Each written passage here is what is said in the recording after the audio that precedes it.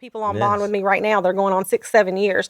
Praise God, they're out here on bond and can fight their case on the street. Yeah. But what happens if they can't? You know what I mean? What happens if they take that ability away? And people say, well, why would they want to do that? Why would the powers that be want to take people's ability away to make bail? Well, several reasons.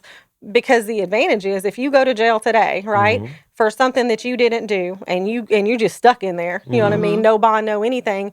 6 months go by, a year go by. Hey, you want to do this deal and, you know what I mean, get you on probation, get you out of here today. What are you going to say? Well, I'm not stopping or slowing because I got to eat.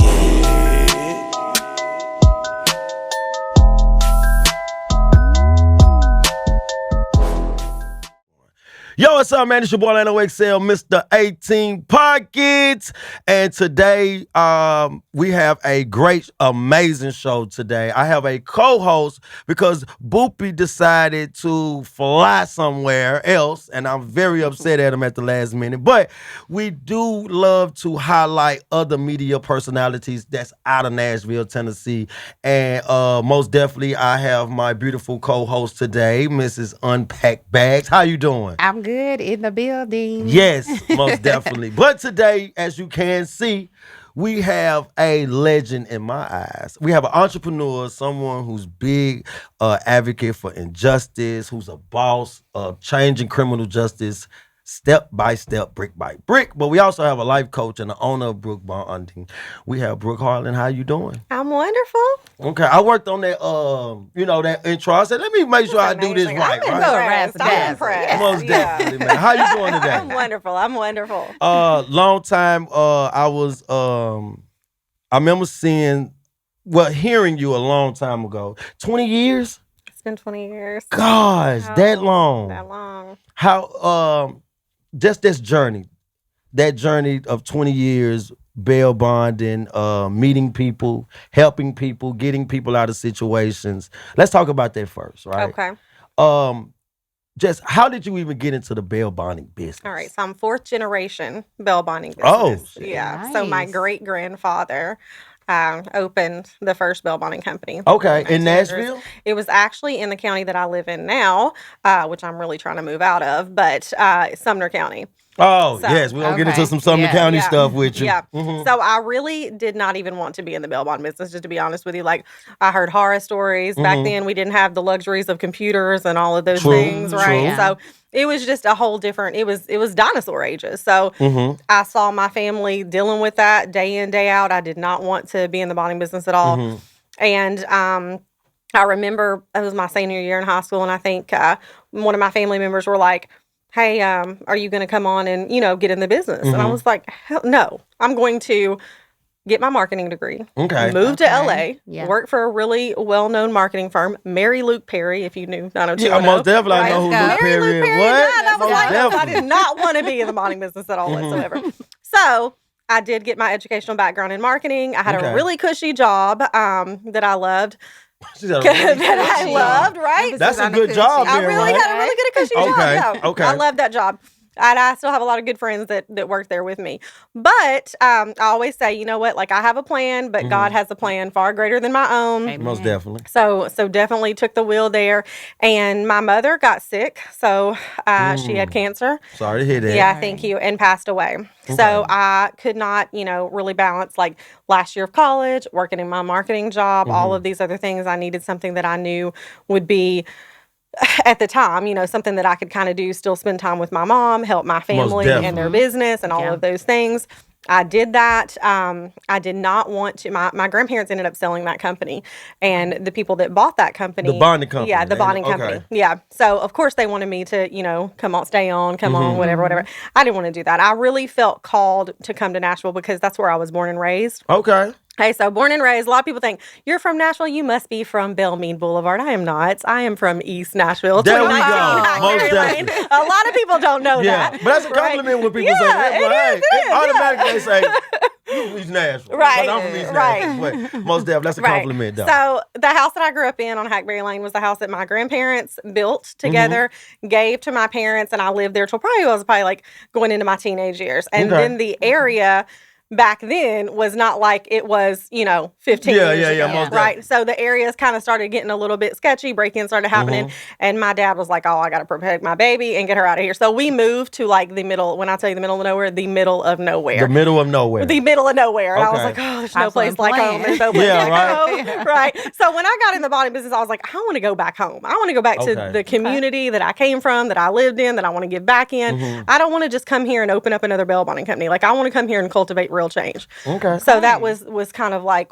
really my calling at that point in time in my life. Right. Okay. I mean, and you talk about your calling, which is great. Yeah. So how long have you had? I've done my research on your relationship with God.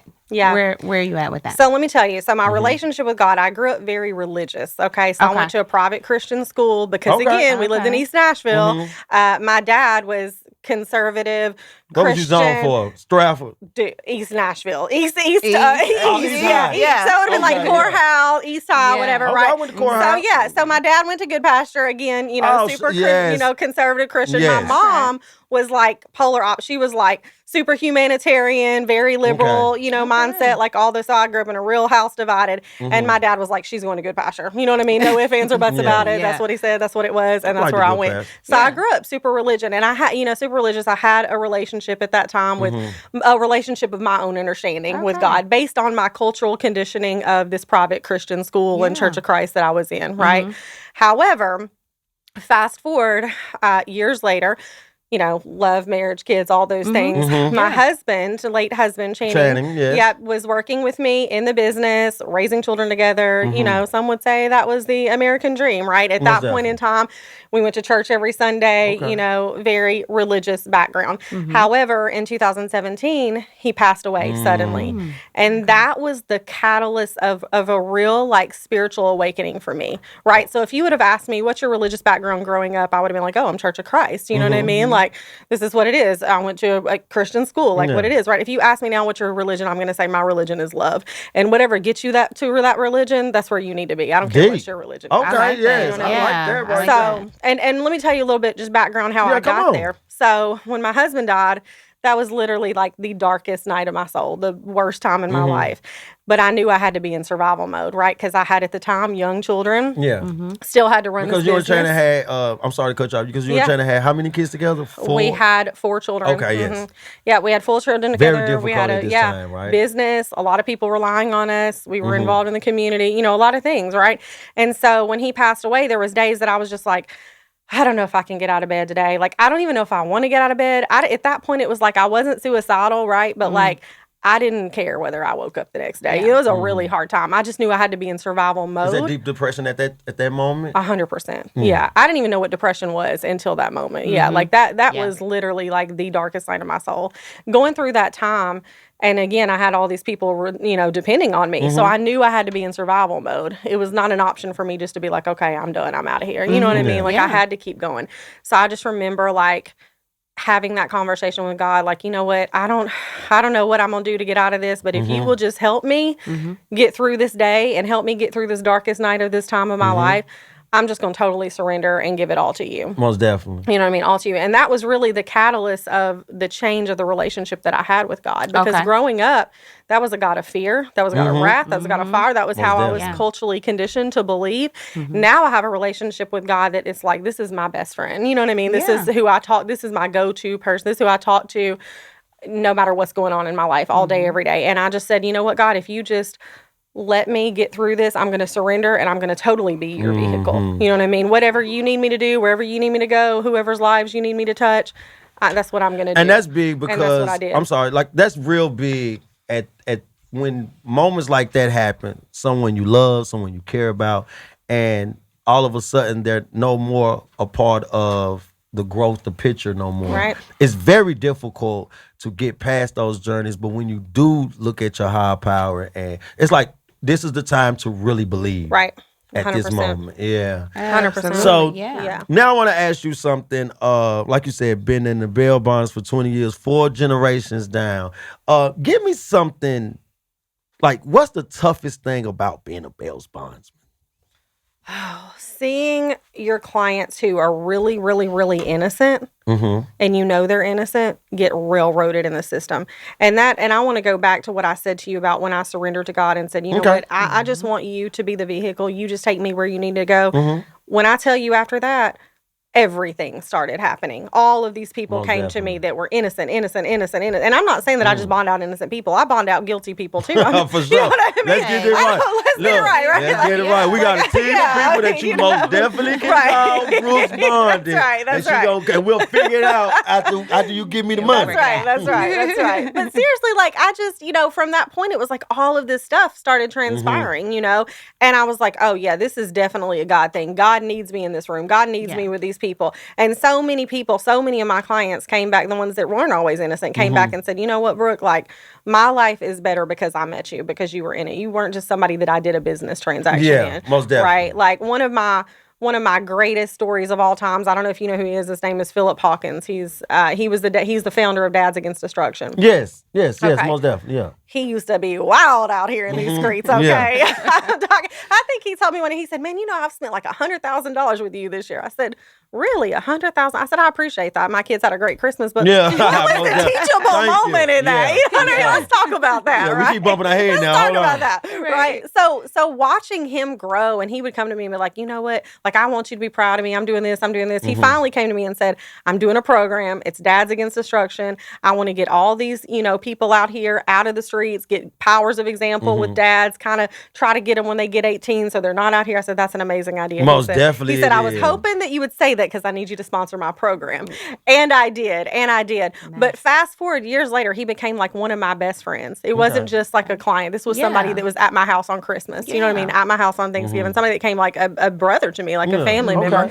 And I watched that transformation, and that was so inspiring to me. Fast forward, unfortunately, he ended up losing his life to street violence. But and that was a hard blow for me too, like just loss after loss. That's a hard blow, right?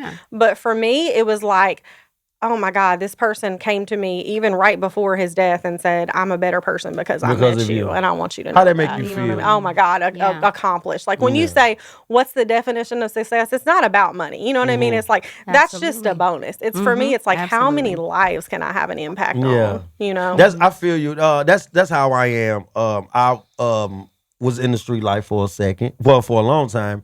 And then I bumped my head, went on timeout. And I made a promise to myself when I come home that I was going to, because I know how to get in trouble. Right. Yeah. So now I want to learn how to stay out of trouble.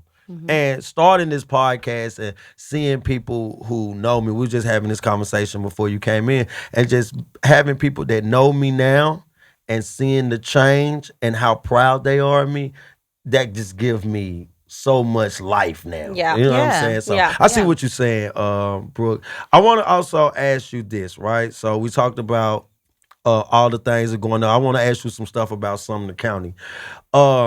It's deaths that's going on in the Sumner County Jail. Right. It's looked like it's a pattern. Yeah. Give me your thoughts on these situations that keep happening in this local jail.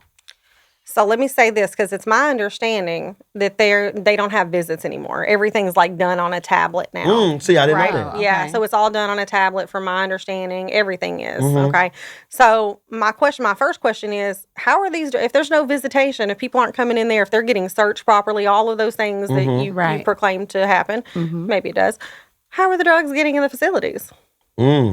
Right? That's my very question. great. Yeah, very great. I'm pretty sure you don't get an answer to that. I don't ever get an answer to that. No, I've asked many people. Yeah. Dang, because opium, drugs is a huge problem inside of the prison systems. It is. Anyway. It definitely is.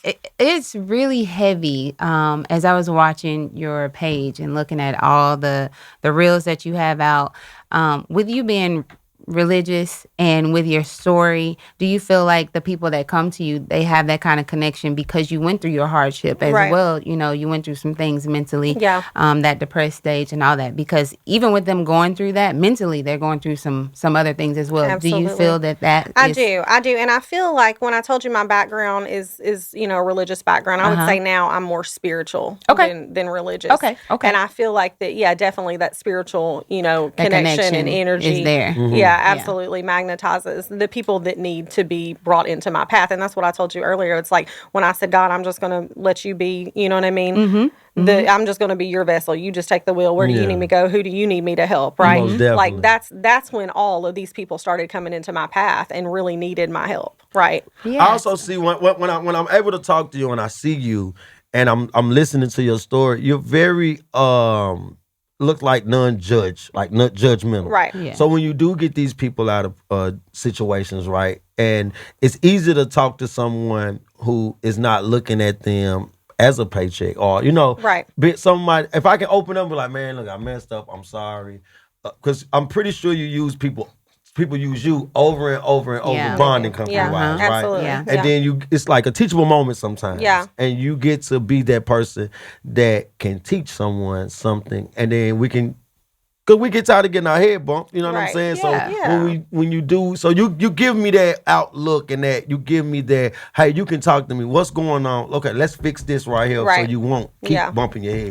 Let's rewrite the That's dope. story. I like that right there. What I thought was cool though is you refer to yourself as a grizzly bear when somebody's messing with your cubs. Oh, so 100%. what is the grizzly bear? Yeah, Explain that to give me. us that. So here's the deal. A lot of these people that I've been, dealing with, right? My clients for many years, some of them 20 years. And a lot of them will be like, you're like a mom. I mean, they'll send me Mother's Day cards. They'll send me Mother's Day texts. You know what I mean? I'm like that mama bear to them. Yeah. You know what I mean? They know that I'm going to That's protect a huge them. impact you got on people. Well, thank you. And they know that I'm going to protect them. I tell them all the time, listen, just like I tell my kids, if you do wrong, we're going to have conversations about accountability and how can we, you know what I mean, have a teachable moment, right? And have transformation, right? But like if you are in the right and I know you're in the right, oh baby, I'm gonna have your back till Christ comes Most back. definitely. I'm gonna ride with She's you. gonna have your back till Christ comes back. I'm gonna ride with you. Yeah. That's good. How does it feel to have a powerful voice and people actually listen to you?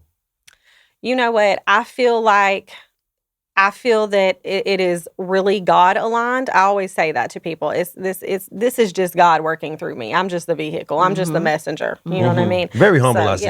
I am. Yeah, I love definitely it. am. Yeah. But I do feel like that God speaks through me with power, right? And when you're aligned with that spiritual journey and that spiritual mission, like that's when people that are not in that energy field that you're in, right? The people that are in that state of corruption, the people that do the things that they do behind the scenes, the people some of the people that go in the courtroom and have the black robes on and then go change into the white robes when they leave. You know what I mean? Those are the people that fear those are the devils. power. You know what I mean? Yeah, Yeah. for sure. So that's that's how I feel about that. Like I said, I just say a lot of times I'll be like, I'm God, I'm just gonna let you speak through me. You know what I mean? Because now when Brooke This talk, we impacts listen. Right. You know what I'm saying? Right. Which is a huge accomplishment because sometimes people can be advocates for something that it can go on deaf ears. Yeah. But when we hear you talk and we hear because when we hear you talk, we also hearing the smartness. We also hearing that you're going to get this done. We're Right. going to do this together. Right. It's not going to be in front or behind. We're going to do it just as a team. Yeah. Yeah. So I like when you talk like that. And I see that you have a team for your bonding company. I do. They're amazing. Yeah. How you feel about, Yeah. okay, so I know we can't get into all their names and stuff Right. like that, but I will ask you, how is it building a family in your bonding company now? Yeah. So a lot of these people have been with me for a long time. So we are family. You know what I mean? Okay, We've most gone through a lot Nice. together. We've gone through, marriages, divorces, births, deaths. We've been Yeah. through it all. You know what I mean? All the emotions. And then the work that we do, not just to advocate for people, but what we have to do to be able to stay in business. Like that's a stressful, Most you know what I mean? definitely. A stressful Absolutely. thing. Most definitely. So anytime that I can, I have events, take my people out. Hey, let's go do this event. Let's go do this. Let's do a team building thing. Let's have, we do Christmases together. We do Thanksgiving. We do Halloween. You know what I mean? Like we do major holidays family together. We're oriented. really Yeah, family I like oriented. that. Yeah, Did for you just sure. have a birthday? I did. Yeah, she's a Taurus. Yes, I'm a Taurus. I'm a yes. Taurus. I just had a birthday Saturday. Okay. So my birthday was Saturday, and I saw when Yes. your birthday. Yes. So you Thank are you. a Taurus. Yes. That is good. It says a lot. That means you don't take no stuff. That's right at all. No. Okay. So another thing, I see you're a huge advocate for young Brooke, who was a victim of injustices Right. as well in Sumner County, right? Yeah. What made you put together a powerful protest and get young Buck's story out? So I feel like, what you talked about earlier about falling on deaf ears, I feel like with Buck, people in the media really misrepresented his story because they didn't have the accuracy Most to his definitely. story. They didn't have the facts. You know what I mean? And the fact of the matter is, he was the victim in this situation. Yes, most definitely Right? He was. was leaving a situation, and he was trying to get out of a toxic relationship, and he was shot at. You know what I mean? Like, Yes. that's the bottom line. Like, he was the victim. But because of who he is, right? Or he didn't have this color skin in Sumner County, I like her. they railroaded him. You know what I mean? Yeah, That's on just point. the bottom Yeah. line. Like, they railroaded him. And the person that shot the gun at him was charged because not only did she shoot a gun at him, she shot a gun in an open community that they live in Sumner County. And she was charged, and her charges were later dismissed, and then he was charged. Make that make sense. Where does that happen at? Yeah. You know what I mean? That doesn't make any sense. And then it was really misrepresented in the media. People didn't really know until the protest. People didn't really know what happened. They just saw, young buck in the system again. Yeah. Young buck, Yeah. you know what I mean? They had no idea what was really going on behind the scenes, right? Yeah. So in this, and I'm not saying in every situation that he's wore a halo, right? Yeah, Let's be most real. definitely. I'm just I gonna be real am. I'm about saying he that. wear a halo. What my Taylor, Princess, I'm saying, Buck wears a halo. Okay, Leave him okay. alone, Sumner County. But in this situation, he Yeah. was wearing the halo, For right? sure, He was wearing most the halo, definitely. and he wasn't in the wrong. And again, I'm gonna have his back, because he wasn't getting the attention to his case that he was supposed to get. He was on bond for 5 years. Now, make this make sense. He's on bond for 5 years for a crime that he did not commit. That's a He's long the time. victim. That's a long But time. on top of that, he's on an ankle monitor for 5 years, and those Yeah. ankle monitors are expensive. Some say Very they're a money expensive. racket. I don't Yeah. know, but Yeah. but he was paying for this ankle monitor and wearing it for 5 years, up until the point. And sometimes, Damn, Sumner County?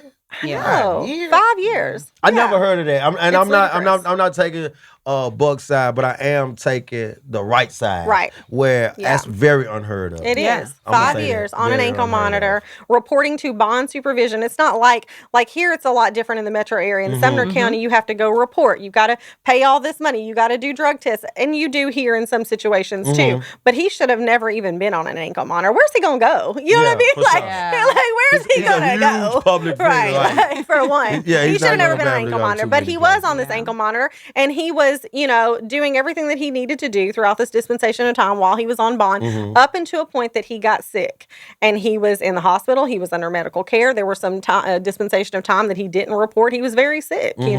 They notified the judge of his conditions and what was going on, and she said, you know what? She didn't even know any of the facts of the case because this wasn't the judge presiding over Oh, the case. so it wasn't his- It wasn't his original, judge. yeah. No. So this was just like a fill-in judge, right? Here's what's crazy. The judge said this would be a conflict of interest for me to hear because the probation officer, I think it was like her sister that had been killed, and he was like overseeing that case. So that's how it ended up in another courtroom Okay, for okay. the hearing of the, and again, people are like, well, why was he on probation whenever you're not convicted? That's a real issue. Nobody should feel like they're on probation before they're convicted. Before they even come, you Yeah, right. that doesn't even make No, sense. you most definitely right. So on he's that. on probation, bond supervision, on an ankle monitor before he's even convicted for 5 years. And the judge says, you know what?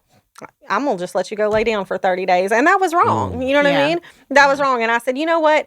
This county, and so when I started posting about Buck's case, and there was somebody else's case I was posting about as well in Sumner County, when I tell you hundreds of people started reaching out to us, commenting, Wow. messaging. Yeah. This happened to me. This happened to me. Yeah. My husband hung himself in there. My husband overdosed Oh, in I there. saw My that story. this, my Yeah. that, and we were like, this is insane. Like that is what opened the floodgates for me. Like Yeah, that most was just the definitely. catalyst of okay, so they've just been doing whatever the hell they want to out there because basically. nobody's been holding them accountable. I said, oh no, not today. We're Nah, gonna have Miss some Brooke. accountability Yes, we're today. gonna have- Okay, Yes. I'm gonna I go got to their time front today. door and Yeah. hold their asses accountable. And you most And that's what definitely we did that. You went to Yeah. the front door, Right. and I don't know. Look, I happened to see you on that front porch, and then next thing I know, I seen Buck's story. Yeah. Yeah. So I said, "Hold on, Buck out." Yeah. I was like, "Damn, Miss Brooke is the best." I was like, "Damn, Brooke is the best." And look, when he was home, I told somebody else he was home. They was like, "No, I think he locked up." I said, "Nah, man, Brooke was on He's them home. steps." He's home. Yeah. Yeah, I said Brooke was on them But steps. there was a mix-up though, right? Yeah. What? Yeah. So here's what's crazy. Fast forward, they released him from the jail. Now, I think they released him because they were just done with those problems. They don't want people up there meddling about what's been Nah, they going don't on. want you up there. Right. We gonna be honest Hey, with hey, you. hey. Yeah, hey. Hold on. Right. It's Brooke out there. Right. Man, get him out. Right. Just tell him, come on. Right. So he just slid on out. Well, then he went to go report to the bond supervision company. And she's like, well, I haven't got any paperwork. You know what I mean? For your income monitor, for anything. So he's on the way home. She calls and is like, hey, they just called and said they released you by accident. By accident. Oh. How does that happen? Right. So, we're on the phone with the attorney. He said, listen, I'm just going to go in and try to get you on the docket in the morning. We went that next day. He had to post another bond. So basically, she increased his bond. He didn't have to go back. Increased it? Yeah, they increased it. Yeah, another $50,000. So he didn't have to go back into custody. He just had to post that other $50,000 bond. God. So, yeah. It seemed like it seemed like it's a pattern of unjustness. It is in Sumner County. It is. It's not just Sumner County; it's everywhere. But in those rural counties that they don't have any oversight or anything like that, it's the Wild Wild West. They do whatever I see they how want. you talk to Sumner County and Greenbrier. I seen that. I said, man. I said, hey, boy, Brooke ain't scared of nobody, man. Right. That has got to be. So let me ask you, as far as people coming out, is there anything that we as people in the community can do to like help people in that process, or even to push them to come out and say I was done wrong or anything like that? Is there absolutely. something? I'm so glad you asked that question, because here's the thing. A lot of these people that messaged me and contacted us were like, we've been silenced. We're scared. We moved out of that county. Some people even were like, we moved out of the state. That's how scared they were. They were shook. They haven't wanted to talk about this because they're in fear of retaliation. I have attorneys that have come to me that are like, well, I've tried to advocate for my clients. I've tried to file civil lawsuits, and they had them arrested.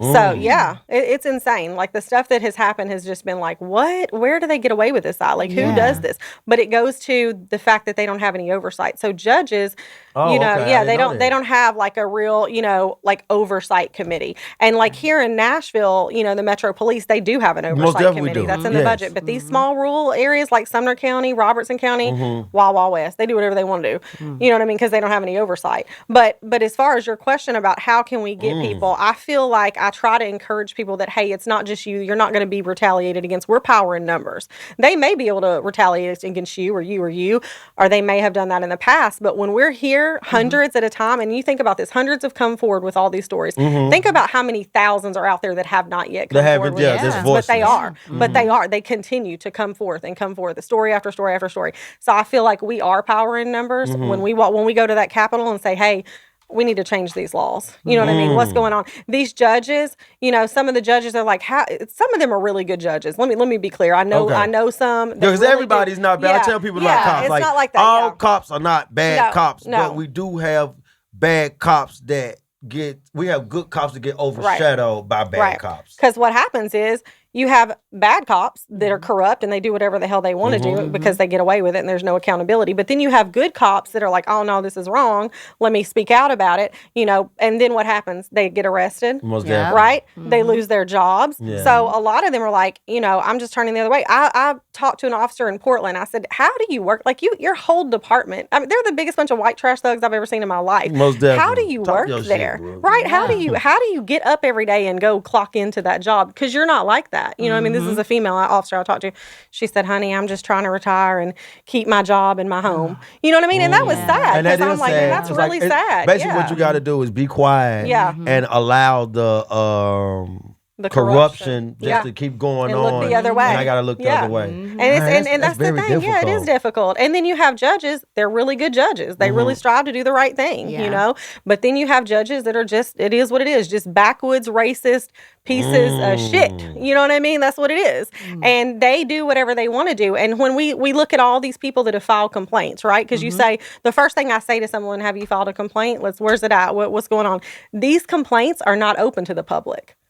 Which is a problem. Most right? definitely. So when you say, what can we do as the public? We can take our asses up to the Capitol and say, hey, these complaints need to be open to the public. Okay. You need to pass these laws, right? Yeah, that's our first step, right? We need to have transparency and accountability. What's going on? And then when you start going down the rabbit hole of, okay, why aren't these judges being disciplined for what they're doing, right? So there's a case with Judge Gay where he made a very racial comment in court to someone, and you like, why hasn't this been investigated? Yeah. Well, come to find out, he's the damn chairman, you know what I mean, on the board, right? Who's going to investigate? So who want to investigate Yeah, and who want to piss them off? Investigate it. Yeah, Right. No, I ain't gonna piss them off. Right. Yeah, Yeah, like that's definitely. crazy. Exactly. So yeah, we need to have some type of oversight committee overseeing what they have going on, and complaints that are being filed. Those things need to be open to the public. Even reporters, they can't even go up there and get a complaint filed against a judge. That's a problem. And like you said, it's supposed to be public records. Yeah, if you going to go up there. Oh it my is. God. But back to what you were saying about what can we do as the public?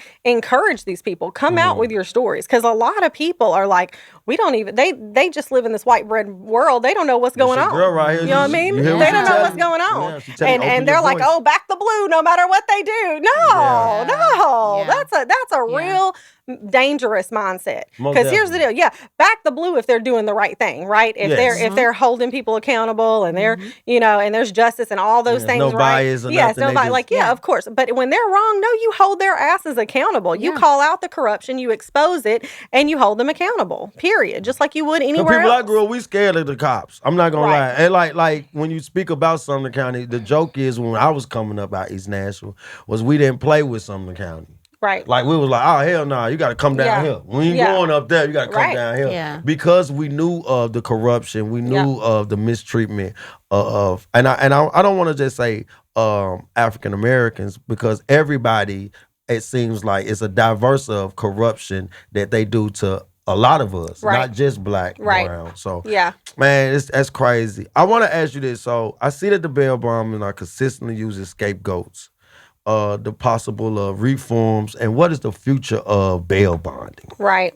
So let's talk about that for a little bit, because these people that use bonding companies as scapegoats, first of all, they're just not educated on what we do. You know what I mean? On really what we do behind the scenes, right? Like they just think we're out here. We should be the fucking behavior police. You know what I mean? We just taking the bags of money. I not like- doing oh, I anything. like what you just You know what said, I the mean?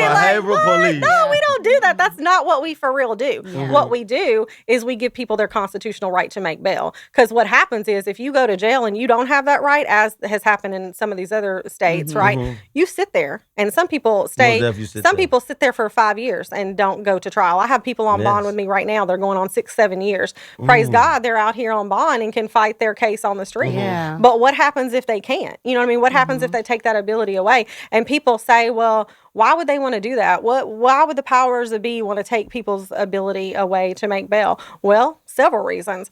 Because the advantage is if you go to jail today, right, for something that you didn't do, and you just stuck in there, you know what I mean? No bond, no anything. 6 months go by, a year go by. Hey, you want to do this deal, and you know what I mean? Get you on probation, get you out of here today. What are you gonna say? Well, I know what a lot of them say, because I used to Right? always try to Yeah. tell people like, bro, they're gonna sit you down for a long time, and then they say, all right, take this 8 and 30. Yeah. And then they Right. so happy to take it because Yeah. they've been sitting for a year. Because they just want to get out. They just want to get out. Yeah. So that's the advantage, right? Okay, then you have this corrupt ass company called Core Civic, right? Yes. That made $2 billion with a B. I said $2 billion. Oh. $2 Private- billion. it's a private prison, It is, right? yeah. $2 billion off of incarceration last year, off of keeping people in cages, but that wasn't good enough. You know, the greedy bastards, they got to have 5.8 more million. So what do? They go pad some pockets of these legislators, right? Yeah. And they say, hey, I need these bills passed so we can keep these people incarcerated and I can keep making $5 more million a year. That's what they do. So that's what happens, right? So they share the narrative that they want us meaning the public, they want us to hear. You know what I Yeah. mean? They share the narrative of how great this will impact the community for public Yeah. safety and all of these things, like this stuff that they're trying to do right now, take away people's right to make bond in Tennessee. They paint it in this pretty I saw that. I want you package to talk with the more on that, bow on too. it. Yeah, and they say, oh, well, we're going to make sure that they can't make bond for rape and homicide and all. And that sounds good to all that white bread world going to the voters poll and saying, yeah, we need to clean these streets up. But that's not the truth. They're being untruthful, because I've seen what charges that people can and can't bond out on. There's 73 charges that that judges are going to have the ability to be able to deny their deny bail. their bond. That's a problem. And think about the mass incarceration that's going to And you cause. say 73, so it's 73 73 charges. offenses. Yeah, 73 different offenses that people can't make bond on. That's a lot. It's a lot. And not only will it impact people who get arrested who are truly innocent, right? They're going to lose everything. They're going to lose their job. They're going to lose their kids. They're going to lose their housing. They're going to lose all of these things because they have to sit in jail and fight their case, right? You're right. No, you're most definitely right. That's a problem. But damn, bro, I see why they scared of you. Yeah, because I speak the truth. Because I speak the truth. And here's the thing: you think about this. Like my kids are in college now. I have an 18 and 19-year-old. Damn, and they're good. Girl. Yeah, I know. I look young, but it's the Botox. I didn't know that. Yeah. But my daughter. Congratulations on that. Thank you. Yeah. But my daughter, she just finished her first year of college with a 4.0 on the dean's list. But she's in a sorority, so she'll drink your ass under that table. Now I worry about her because I'm like, oh God, what if she gets pulled over and gets a public intox? You know what I mean? I would be devastated, right? But you know, I don't want to sit in there. You know what I mean? And you think about that, like you have children that are coming up, and now not only do I bond out these same people for 20 years, now I'm bonding out their children, kids, right? So they don't want their kids sitting in there. I don't want my kids sitting in there. You know what I mean? But people that think, oh, that doesn't affect me at all. My kids aren't going to do that. You know what I mean? My kid, who cares if they pass the law? Well, let me tell you what you need to care about: your tax dollars, because they are going to increase, baby. Think about how much more money it's going to cost to keep these people incarcerated. Where do you think that $5.8 million is going to come from? Yes, and it's going to be, and if they, so the law hasn't been changed, right? It has not. So in November of 26, we have an election. Okay. And people can vote, on this. And I'll give you all the information, but they can go to the polls and they can vote. And I encourage people to do that. That's another problem, is people don't vote. They say, why do these same corrupt ass politicians keep getting elected? I like where you're going with this. Have you gone to the polls to get their corrupt asses out? Let me give you a voter's guide. These are the people we need in there. Because we need people in there that are going to help us evolve, not set us back hundreds of years. Most definitely. But we got to encourage people to go to those polls. And people will say, oh, I got this on my record, or let me help you get it off. Let me help you get your voters' rights restored. That's my goal this year, is to have a lot of expungement clinics and a lot of people getting their voters' rights. Yeah, I just seen Quanti Cash get pardoned. And that was a big thing for us, because that was somebody that we all looked at coming up, and just being able to make that drastic change like that, and gives a lot of us hope and things like that. Yeah, absolutely. Brooke, they scared of your ass, man. I know they is. You gonna have them on the front step. They're scared of God working through me. Well, that's what they is. They're like, no, Brooke, for sure. I hear so much passion. Yeah. Where you get this passion just to help, though? I told you. So when I went back to that surrender, I said, you know what, God, I don't know why I'm still here, because what I didn't tell you is not only did my late husband pass away, I told you my mother passed away. A few years after that, my father passed away. I've had a lot of clients who were like my children pass away. I've had a lot of family members pass away. Yeah. That I just gave you a virtual hug. Yeah, thank you. Thank you. A lot. But during that surrender process, I just kept thinking, I don't really want to be here without my whole family on the other side. But I know I gotta be, because I have all these other family members depending on me. But I have to have a purpose. There has to be some reason why I'm still here and my whole family is on, on the other side.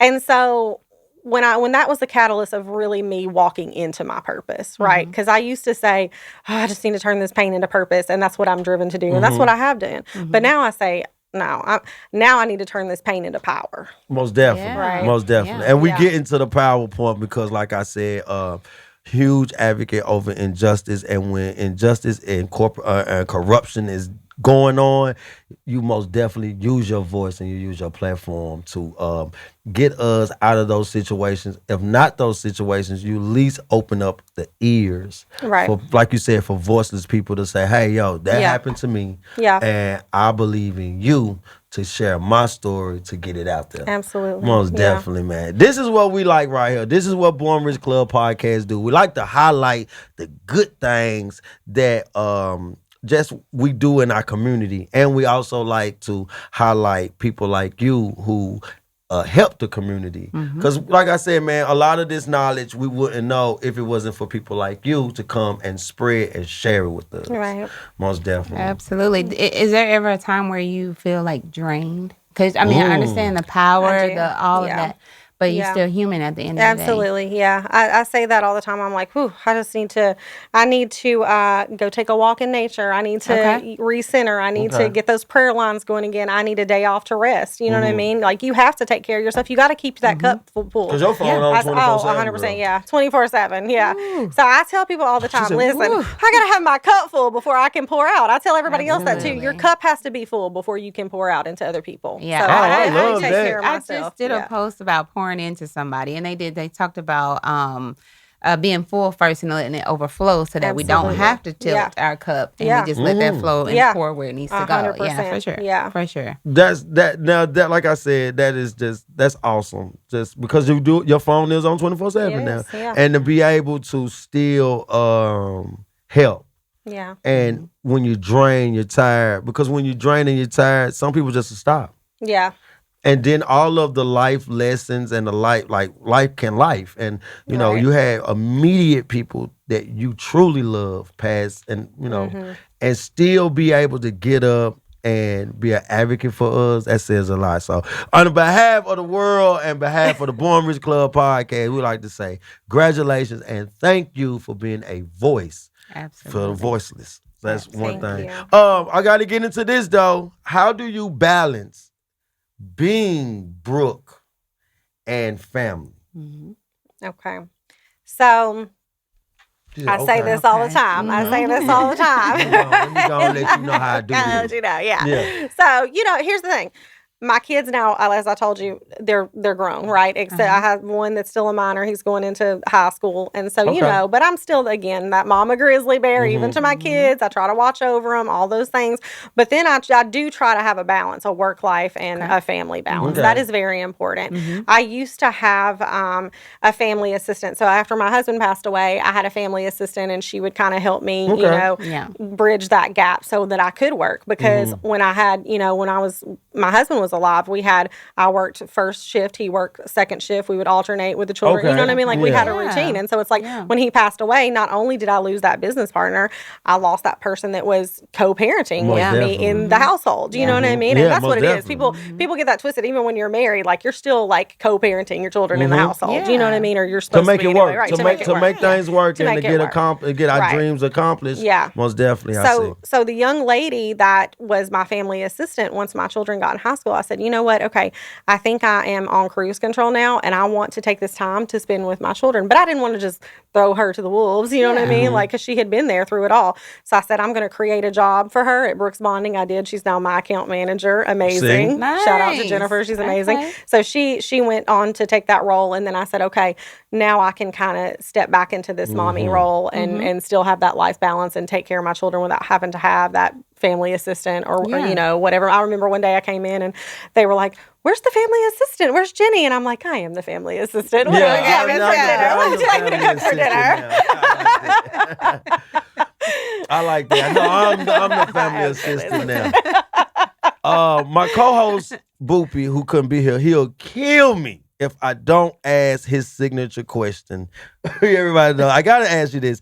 How is dating? Are you dating? So, okay, let's go down that road. Yeah, let's go down that road. He'll kill me if I don't ask you. Okay, so prior to me getting married to Channing, I had a boyfriend in high school, and you know, he made bad choices. And so, yeah, Channing was the next up. You know what I mean? Come on, let's go. He was the next up, right? Okay. Don't even worry about it. So, you know, love, marriage, baby carriage, all the works. And when he passed away, I was like, honestly, I didn't even think about dating anymore. I was like, I don't think I can ever do that. You know what I mean? Like, I just wasn't there. Fast forward a year later, the boyfriend that I dated before Channing in high school, you know, starts hitting me up like, hey, are you good? Are the kids good? I know that, you know what I mean? And we hadn't spoken like 20 years. We had a pretty shitty breakup. I told you bad choices. Okay. He had to sit on the bleachers for a long time. He had to sit it out in timeout. So that's a long time. That's a long time, 20 years. Yeah. He literally had several seats. Yeah, most definitely. Right. So he, you know, I started getting in the DMs again. It was like, I just want to check on you. I'm checking on the kids. And I'm sure that, you know, it was, you know, and then we started communicating and had a friendship. He had been going through some things and I, you know, really tried to be that beacon of light, you know, for him. He was the beacon of light for me. So we reconnected, started dating. Fast forward a year later, got engaged. Fast forward, got married. So There we go. Yeah, there we go. So yeah, we're married now. That's what's up, man. And that's Thank look, you. you deserve all of this Thank because you. the things that you telling us that you went through, and just being like I'm gonna keep saying it, just being an advocate for us. Yeah. And having a lot going on. Like I said, he would have killed me if man, you ain't asked her was she in a relationship, man. I wanna know. But yeah, so that was dope, man. Anything else that you want to share with Brooke before we go? Okay, so this is a little Okay, bit let's go. off. No, it's just simple. No, let's go. It's simple. No, let's it's simple. go. But I know with Boopy, he wouldn't be asking this question. Yeah, Neither most would definitely. LANO. But what's the lip color? So that's the red. That is my signature. You know what? Here, let me Yeah, tell I you seen this. that. I've never been I want to fit in. You know what I mean? Yeah. I've always been like authentic. I don't care about what other people's style is. I don't care. You know, and I have these conversations with my daughter now, like, what are you walking out of this house in? Like, this is not a whorehouse. You know what I mean? Oh, well, everybody else will dresses like this. Look, And I I'm love like, her. I love like, you. what is going on? You know, so like we have these conversations. No, like have some self-respect. You know what Yeah, I most mean, definitely. right? Like you don't have to be like everyone else. Like That's you can be right. classy with it. You can Yes, still be cute and most classy, definitely. That's right? right. So I'd have these conversations. Who cares what their makeup looks like? Do your own makeup. You know what I That's mean? right. And I've just always felt like I love the red. I love my, you know, my mom loved the color red. I wear a lot of red. I might wear black, but I pop it off with a red lipstick. Most Like that's definitely. just like my signature color. Like, I've always had that. So even when you look back, unless I'm on vacation or something, like I always say, I either look homeless or Hollywood. There is no in between. Yeah. So when I'm on vacation with the ain't no messy in bun between. and some lip gloss on, I don't have the red on, you know, Yeah. right? But like when I am out here in these streets, I'm gonna Yeah. represent my signature Most color. definitely. you And Most I don't definitely. care what everybody Well, you else do it says. good, though. Thank you. Yeah, Yeah, that's yeah. what Thank I'm gonna ask you. about the lip color. Yeah. Yeah, because when I went on on it, I remember just going on your page and I was just looking, and I'm just like, the first thing popped in my head was, where the TV show at? Like I'm like, she gotta have a TV show, but then I'm looking, I'm like, no, this every damn picture. So, but I most definitely feel you are a Yeah. public figure, and Yeah. that red lipstick is your signature. So when we see, I need love Brooke with the red lipstick. Right. Yeah. That's who Right. gonna fight Yeah, for me and that's get me up out of here, man.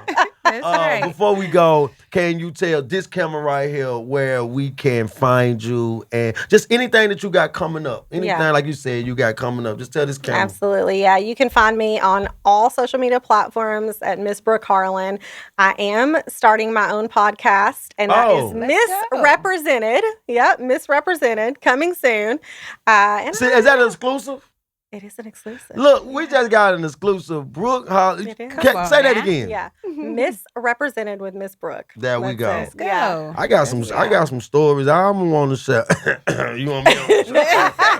I don't charge you. But most definitely, you can check out on all social media forms. Y'all, she just told y'all, listen, for a second, I like to do a thing called Mushy Moment, where we get to highlight, like I said again, highlight everything that you just talked about and the amazing things that you're doing in these communities. We want to say thank you. And Brooke is the person that you can call. She said 24/7, that phone on. She got a team of people that get you out of jail, and you ain't got to be innocent. You can be almost in trouble, just get out of jail. Right. So That's right. We don't discriminate. Hold on, so we can do a teachable moment. Right. That's what you That's like to right. say. Teachable so we moment. can do a Yeah. teachable moment, man. You already know. Listen, my name is LANO XL. I'm gonna give y'all two things, man. Stay true, get money, stay true. It is. You don't want to do your outro? No, she don't want to do an outro, man. But like I said, man, Boopy couldn't make it. I have the wonderful, talented Unpack Bags live in the building that helped me co-host. And you see who we got. We got one of the biggest advocate out of Nashville plus Tennessee. We got Brooke live in the building, man. So do what you supposed to do so you won't have to call her. But if you do call her, just know she coming. That's so right. y'all already know. It's your boy LANO XL. Peace.